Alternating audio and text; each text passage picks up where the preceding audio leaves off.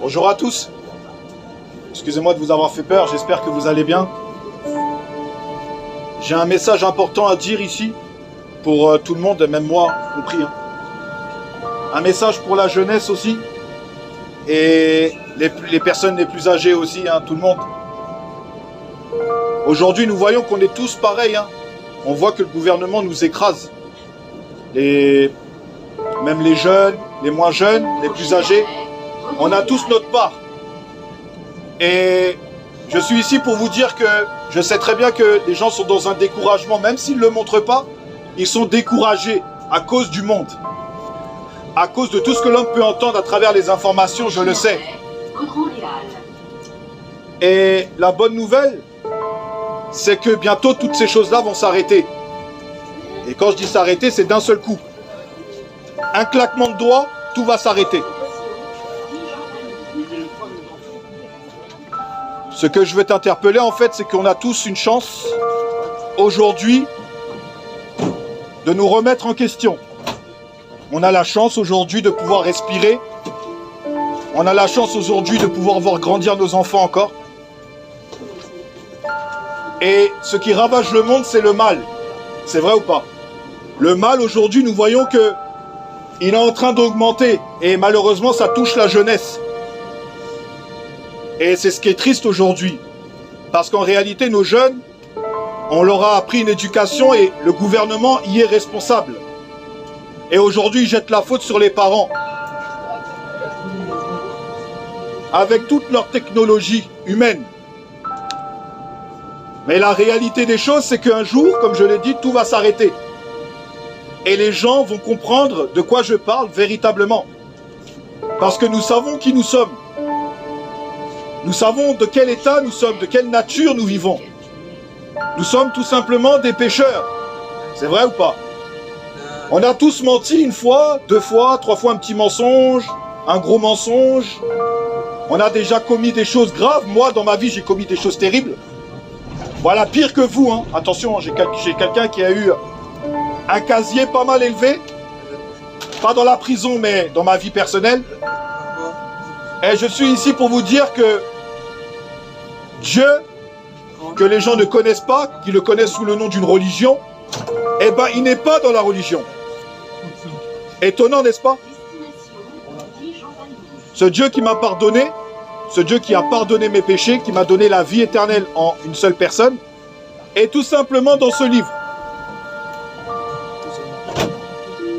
Et quand j'ai commencé à découvrir ce livre, j'ai vu qu'en fait que Dieu n'était pas avec ces gens-là dans la religion. Il est à l'extérieur. C'est grave quand même. Quand j'ai commencé à examiner verset par verset, mot pour mot, j'ai pas trouvé ce Dieu de la Bible dans une religion qu'on appelle le Dieu de Moïse. Celui qui a donné la loi sur le mont Sinaï. Car il y a un passage de la Bible qui dit « La terre est mon marchepied et le ciel est mon trône. Quelle maison me bâtirez-vous les êtres humains? N'est-ce pas mes mains qui ont fait toutes ces choses? Comment allons-nous mettre Dieu dans une brique? Or que quand on lève les yeux au ciel, on peut contempler la création de Dieu. Dieu nous a prouvé qu'il existe à travers sa création. Quand on la regarde de près, on voit la perfection invisible de Dieu. Mais l'homme aujourd'hui ne veut pas prendre le temps de regarder le ciel. Il ne veut pas prendre le temps de regarder que serait-ce même une abeille nous a été créé pour nous donner du miel. C'est pas nous qui créons le miel, c'est les abeilles. Et je pense qu'ici, il y en a qui aiment le miel. Donc en fait, quand on sait que c'est une abeille qui donne le miel, et ce n'est pas l'homme qui le crée, on voit qu'il y a un créateur, une intelligence. Vrai ou faux? Parce que si je dis ce tram a été créé à cause d'une explosion, vous allez me prendre pour un malade mental, n'est-ce pas? Si je dis que ce train a été créé tout seul, vous allez me dire que je suis fou. Eh bien, c'est comme ça que je vois ceux qui se font appeler athées. Parce que ces hommes-là ne veulent pas regarder au-delà de leur tête. C'est ça. C'est ça. Amen, amen. Amen. Amen, monsieur. C'est ça. Soyez bénis, monsieur. Et c'est ça. C'est ça, c'est ça. Donc il a raison. Donc on voit que on a un créateur au-dessus de nous, une intelligence supérieure à, comment il s'appelle le gars, Elon Musk, hein, celui qui, les gens ils disent qu'il est super intelligent. Créer des voitures électriques, excusez-moi, c'est pas intelligent. Parce qu'il fait quoi des batteries?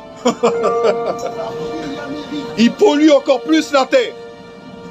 Il y a quelqu'un de plus intelligent que Elon Musk. C'est celui qui a créé le soleil. C'est celui qui a créé la terre, la mer, les animaux terrestres, marins, les intelligences. C'est de ce Dieu-là que je vous parle. Et ce Dieu, les hommes veulent le mettre dans une religion. Je suis ici pour vous dire que ce Dieu s'est manifesté parmi nous. Ah, c'est terrible, hein? Un Dieu manifesté en homme. Ah, c'est quelque chose, hein?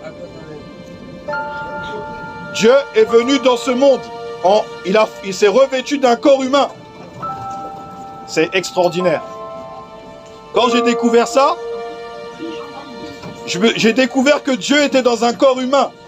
Celui qu'on appelle Jésus de Nazareth. Car Dieu était en Christ. Est-ce que vous imaginez ce que ça veut dire?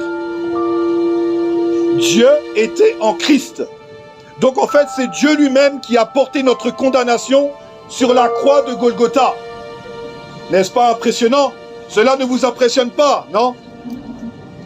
Qu'un Dieu qui est venu mourir à la croix pour vos péchés, que vous êtes coupable et que je suis coupable. On parle de Dieu qui est venu mourir sur une croix. Extraordinaire.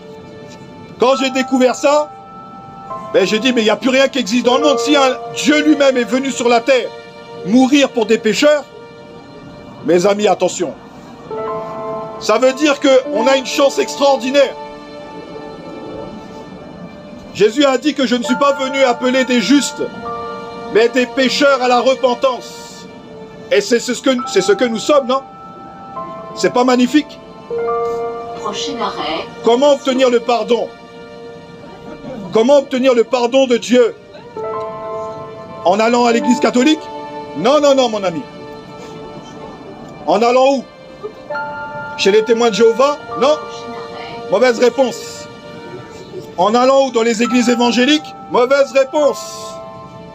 Celui qui veut recevoir son pardon pour ne pas aller en enfer, il faut déjà qu'il cherche Dieu dans la Bible.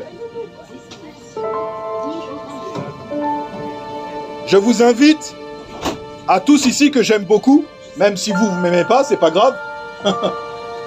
Je suis ici pour vous dire, je vous invite à découvrir ce livre. C'est simple. Et à commencer par le Nouveau Testament. Parce que la Bible dit que c'est Jésus-Christ qui révèle qui est Dieu. Et quand vous allez découvrir l'histoire du vrai Dieu, le Dieu des Juifs, votre vie sera bouleversée, vos cigarettes, vos mensonges, votre hypocrisie, le mal, l'adultère, tout ce que vous avez pu commettre dans votre vie va s'effacer. Et Dieu va vous donner une nouvelle vie. Il va vous donner la rédemption. J'avais une vie pitoyable avant, et le Seigneur m'a visité. Et je n'appartiens à aucun système humain. Je travaille, j'ai pas besoin de votre argent, j'ai une vie professionnelle, j'ai tout ce qu'il me faut. Mais quand la lumière est venue dans mon cœur déchu, j'ai compris qui était Dieu. Et j'ai compris qu'en fait, il y a des faux Christ dans le monde. Prochain arrêt, Europe. Ceux qui détiennent les églises évangéliques, ils prêchent des faux messies. Et je suis ici pour vous dire que si vous cherchez le vrai Messie, pour être sauvé de ce qui va arriver, il est dans la Bible. Et vous le trouverez que ici. Quand vous entendez un message, quelqu'un vous parle de Jésus-Christ, le conseil que je vous donne, c'est d'ouvrir ce livre et de regarder vraiment si c'est du vrai Jésus qu'on parle. Parce que le Jésus des séries télévisées, ce n'est pas Jésus, c'est un acteur. Est-ce que tu comprends ce que je dis? Le Jésus des séries télé que tout le monde aime regarder, ce n'est pas Jésus, c'est un faux Christ. C'est un homme pécheur. Même s'il a été mis sur une croix pour le film, c'est un pécheur. Ce n'est pas le Christ. Et il y en a, ils sont en train de pleurer devant, hein, comme si c'était Jésus.